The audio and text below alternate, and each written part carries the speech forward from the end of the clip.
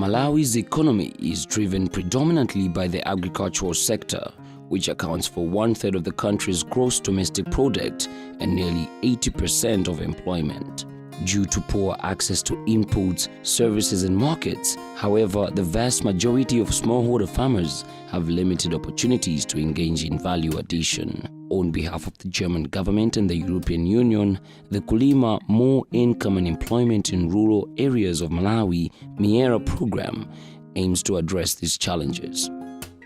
As part of its approach, the program has set up an inclusive contract farming advisory facility to provide needs-based and demand-driven support to its private sector partners for successfully developing and implementing inclusive contract farming schemes. Kulima MIERA invited agribusinesses to a joint workshop. Over the course of 3 days, sourcing managers evaluated off-taker scheme performance during the 2019-2020 agricultural season. The event provided a platform for interaction and networking and gave participants the chance to consult with other businesses operating in the soya, groundnuts and cassava value chains. Discussions and presentations were centered around the topic of contract farming. When you look at the elements within the contract farming, I look at 2 elements as the most important. The first one should be the common purpose, right? The buyer, as well as the supplier or the producer, should be able to speak one language. The second one is the cause for the contract, the obligation, right? The duties, the responsibilities. Each party should be able to say we are committed to do this contract farming. So as a sourcing manager, I must be aware of these 2 things. As a sourcing manager, some of the challenges we encounter is sometimes those farmers jump out of the contract. For example, if they have found maybe market which is maybe better than your contract, then they go off. So why do you have already planned that I have raw material? By the end of the day, you find out that you don't have. For most contract farming schemes that have been successful have been, especially whereby you have a little bit of monopoly on the buying side. Okay, or where the markets are a little bit closed.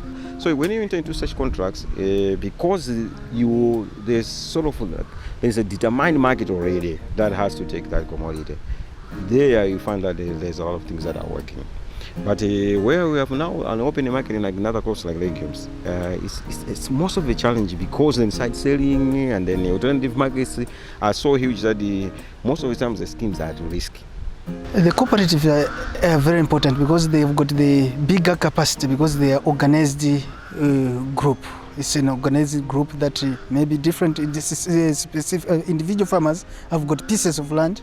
They can grow, they can cultivate, they can do anything on the piece of the land. So together, because they work as a team, as a family, as a community, so together the production becomes very high.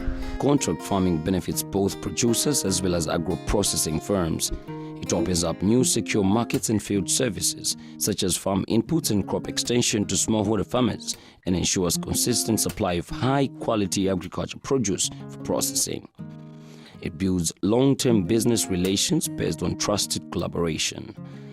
If you'd like to learn more about contract farming in Malawi and how to improve the relationship between processors and grain providers, feel free to get in touch with the Inclusive Contract Farming Advisory Facility. This facility provides business advisory support to business in Malawi, from business feasibility plans to CF scheme evaluations. The advisory facility is here to support you.